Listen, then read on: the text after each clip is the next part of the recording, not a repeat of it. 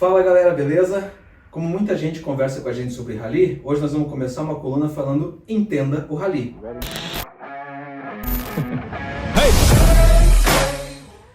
Então, estamos aqui em casa hoje, eu e o Fred, para falar para vocês um pouquinho sobre rally. Afinal, nosso canal tem tido mais essa pegada por causa da nossa história, né? Muita gente perguntou, né, sobre os tipos de rally, quais as diferenças, e aqui a gente vai agora distribuir, vamos dizer, destrinchar o rally no Brasil. O que define o rally? O termo rally é uma reunião entre amigos, do francês rallier, e era uma reunião entre amigos. Começou em 1817, uma coisa assim, a primeira prova oficial de Paris até Rouen, que teve apenas 123 quilômetros, mas levou 3 dias. Né? E naquela época foi de velocidade, quem fez mais rápido o percurso. Né?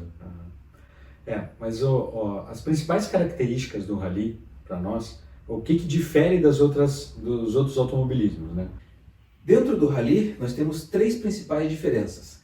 Uma delas é que você não anda em circuito, você anda em estradas. Então, geralmente, você larga de um lugar e chega em outro lugar. Normalmente não pavimentados, né? Com raríssimas exceções, mas normalmente é pavimentação de terra ou fora de estrada. Exato. Aí você tem a presença do navegador. Então, dentro do carro, você passa a ter 2 pessoas e não mais só o piloto, porque você precisa de alguém para ler a planilha, orientação sobre o roteiro, para poder percorrer esse percurso, que geralmente são longos. Acho que é uma das únicas modalidades, né, que tem 2 dentro do carro. Tirando uns malucos de moto, que andam com moto e sai de cara, assim, os outros malucos... Aquelas corridas de tuk-tuk também. Também.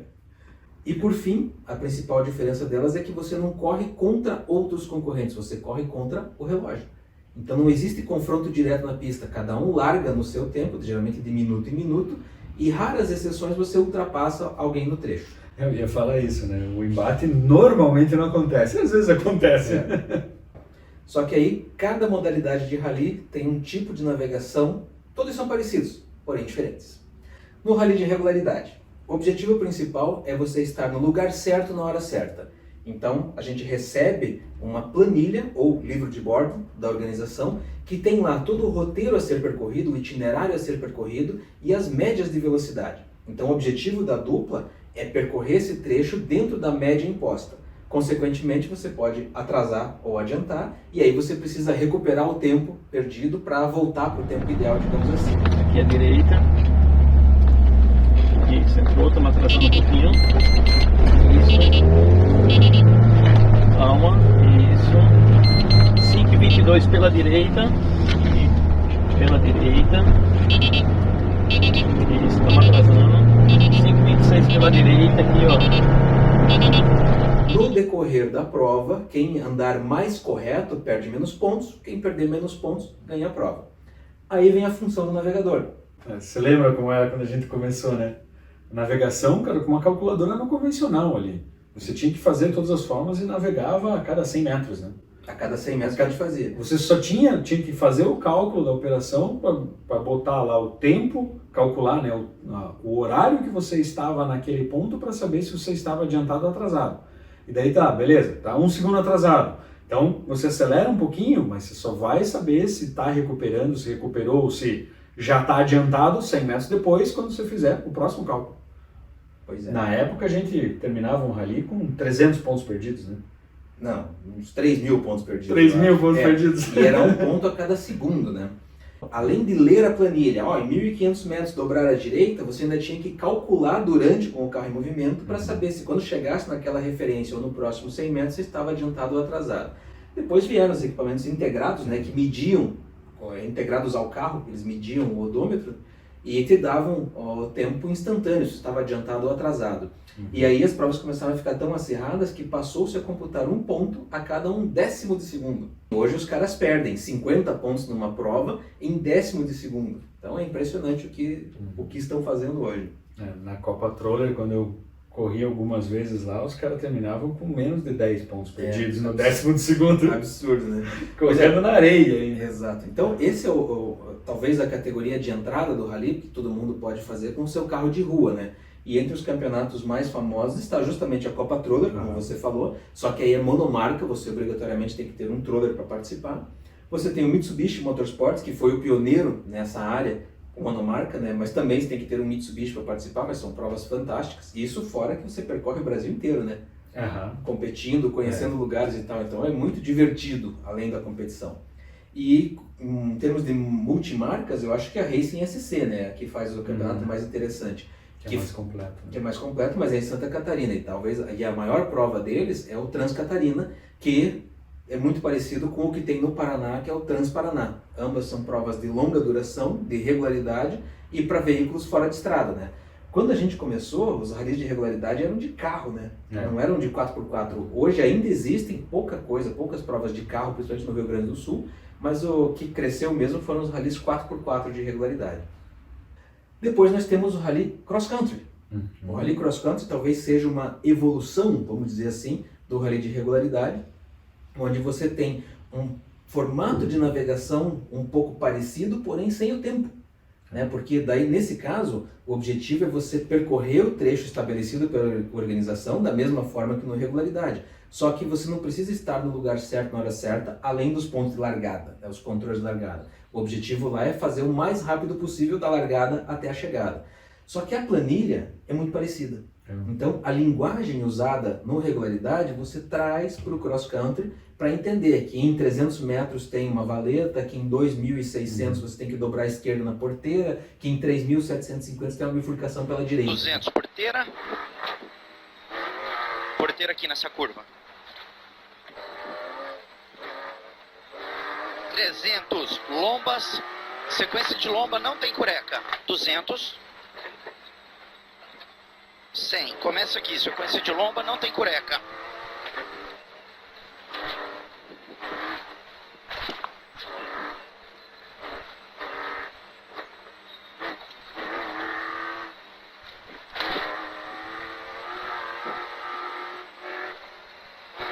300, mata-burro com degrau.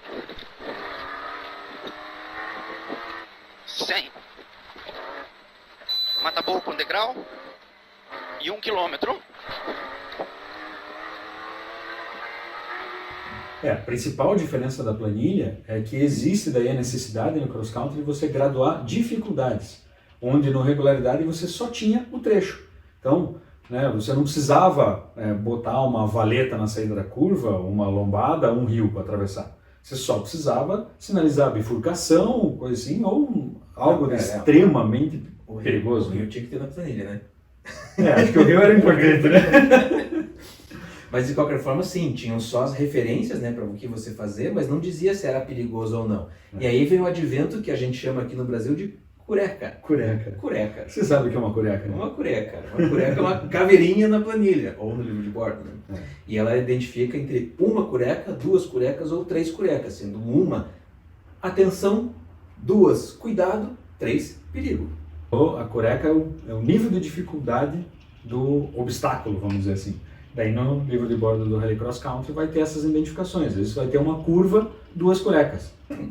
No Rally Cross Country você tem os trechos muito longos. Geralmente eles têm mais de 100 km e geralmente uma especial, que é o nome dado ao trecho quilometrado, ela tem um dia. Acontece uma especial por dia. Esse pelo menos é a maior parte das provas, né? E aí você larga de um ponto e chega em outro 100, 200, 300, 400 km depois, como alguns dias do Rally dos Sertões, né? Então, você tem uma dificuldade de fazer o mais rápido possível num roteiro no escuro, que você teoricamente nunca passou antes, e longo, né? Então isso gera cansaço para o piloto, para o navegador, vontade no banheiro e você não pode parar, as dificuldades todas acabam furando pneu, então tem dias que você fura 1, 2 pneus no mesmo dia, né? E tem que parar para trocar. Poupar o carro também, né? Para aguentar toda essa quilometragem. Exato, você salta, você pega valeta, buraco e tal, então você acaba desgastando demais o carro também. Você não pode andar o dia inteiro 100%, Maurício Neves não concordaria com isso, mas você não pode andar 100% o dia inteiro porque às vezes o equipamento não aguenta. Então você tem que saber também dosar o pé para que o equipamento chegue no final. E entre as provas mais famosas dessa modalidade, nós temos o Rally Dakar, que é o maior rally do mundo, e o segundo maior do mundo é o Rally dos Sertões, que é aqui realizado no Brasil. E temos também o Campeonato Brasileiro de Rally Cross Country, né? São 7 etapas do Campeonato Brasileiro, uma em cada lugar do Brasil, e soma-se pontos normalmente, como qualquer categoria, e no final do ano a gente tem um campeão brasileiro de Rally Cross Country.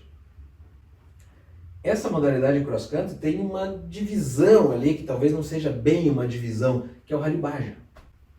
O Rally Baja começou com os mesmos veículos, jipes e caminhonetes, porque como os terrenos são mais desafiadores, para o Rally Cross Country e para o Baja usa-se veículos fora de estrada, né? Como caminhonetes 4x4, jipes, coisas assim.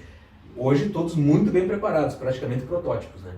Nessas provas de Baja cai a questão de ter 2 pessoas no carro e só tem o piloto. E ele vai se orientando por placas de curva a 100, 50 e a direção da curva, né? E as sinalizações como alto e tudo mais, perigo, coisa assim, passam a ser feitas por placa, não tem mais a planilha. Nós tivemos a oportunidade de mesclar uma vez um rally de velocidade com uma prova de UTV, que era baseada em Baja, você lembra? Em Taubaté? Sim, verdade. Que daí a gente vinha navegando como rally de velocidade e de repente apareceram as plaquinhas que não estavam no nosso levantamento. Besta gente que não sabia ainda como é que era essa navegação do Baja, né? Podia ter usado a nosso favor, isso com certeza alguns pilotos usaram, né? A terceira modalidade da nossa lista, não em terceiro lugar por importância, mas porque a gente resolveu deixar dessa forma, é o rally de velocidade, que é a nossa especialidade, que é o rally que a gente pratica. Vai! 100, alto 5 pelo meio, pra esquerda 3, 50. Direita 5, pra esquerda 4, sobre direita 5, 50. Atenção, direita 2 no roteiro. Sobre esquerda 3, longa, subindo. Para esquerda 3. No rally de velocidade, você tem um roteiro pré-determinado pela organização, da mesma forma que no regularidade no cross country, você recebe uma planilha e faz isso. Porém, você faz isso na hora do reconhecimento. Nesse momento, no levantamento, o trecho está aberto, a gente faz com carro de rua e respeitando o limite de velocidade. Então é lento para a gente ir fazendo as anotações lá e não botar também outras pessoas em risco, né? E aí o piloto passa para o navegador aquilo que ele precisa para fazer rápido. Então a graduação da curva, você tem uma valeta, você tem uma pedra, se é no roteiro, você vai passar uma porteira, uma lombada, um salto, um alto que voa, coisas desse tipo. Talvez isso seja conteúdo para um vídeo bem mais completo, né? Mas o que importa hoje, para a gente explicar as diferenças, é basicamente isso. Você recebe uma planilha, segue essa planilha no momento do reconhecimento e na hora de fazer valendo, o navegador usa o Pace Note, ou caderno de navegação, onde ele anotou todas as informações do trecho. A gente vai cantando daí essas informações que foram previamente passadas pelo piloto, no tempo exato, né? Fundamental respeitar o tempo da cantada ali, passando essas informações para permitir que o piloto faça a prova o mais rápido possível, com todos os roteiros, curva a curva, o mais rápido possível. Porque diferente do Rally Cross Country, que você precisa fazer o mais rápido possível, mas sem conhecer o percurso, então você precisa administrar o equipamento, no velocidade você sabe tudo que você vai encontrar. Você sabe onde tem a pedra, onde tem a valeta, onde tem a ponte. Então você não vai, supostamente, errar nesses lugares, né? E isso é que torna o Rally de velocidade, para nós, pelo menos, mais atrativo, né? Exatamente. Você está tirando o máximo, né, da máquina e do piloto, e é contra o tempo, né? E no velocidade você tem uma diferença para o cross country, que é o número de especiais e duração delas. Enquanto no cross country, no rally cross country, você tem especiais longas e geralmente uma por dia, no rally de velocidade você tem também uma prova com 1, 2 ou 3 dias de prova, porém com várias especiais de 10, 15, 20, no máximo 40 km. Então em um dia você percorre 6, 7, 8 especiais menores. Então você larga e chega em vários trechos várias vezes. E o resultado é feito pela somatória dos tempos. No Brasil, o rally de velocidade tem também um campeonato brasileiro, ele acontece a maior parte na região sul do Brasil, e a prova mais importante do certame é o Rally de Erechim, o Erechim Rally Brasil, que é válido também como prova do Campeonato Sul-Americano de Rally. Então nessa etapa, a gente recebe muitos carros de fora, de nível mundial e tudo mais, e largam 80, 90 carros numa prova. Mas enfim, o mais impressionante do Rally de Erechim é a largada promocional, né? O rally em si ele é bem duro, é bem difícil. Nosso histórico de participação não é nada positivo. Nada positivo. A gente mais quebrou e não terminou do que terminou.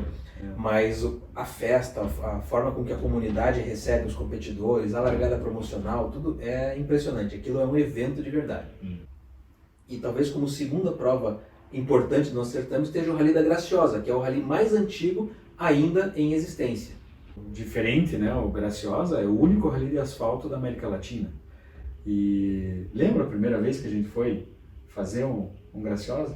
2014. A gente pensando, puta, mas rally de asfalto não vai ter graça Que nenhuma. coisa mais chata.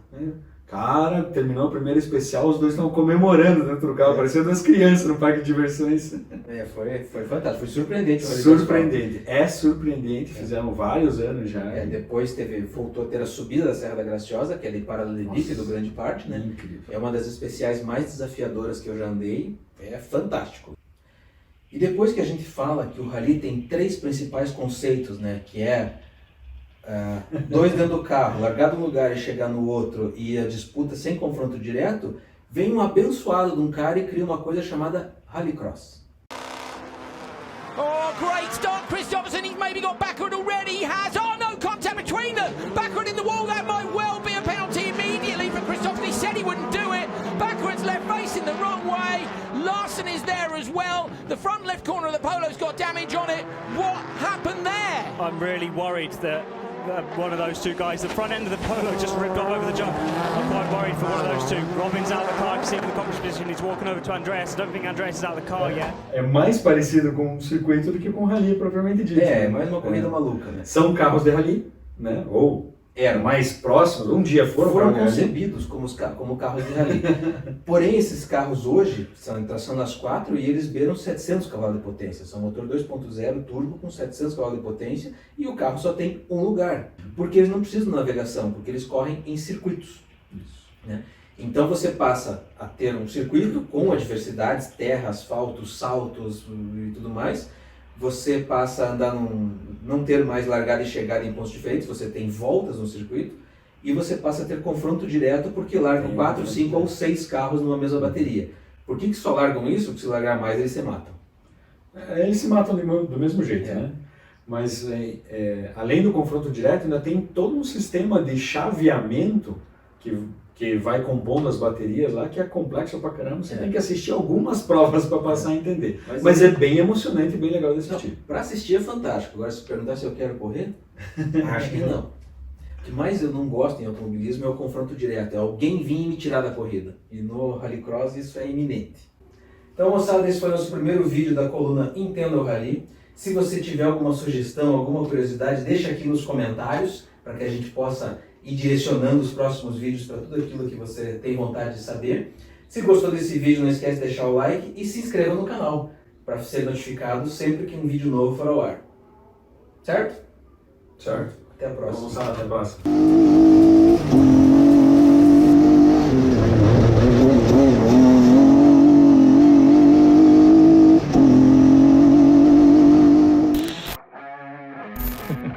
Hey!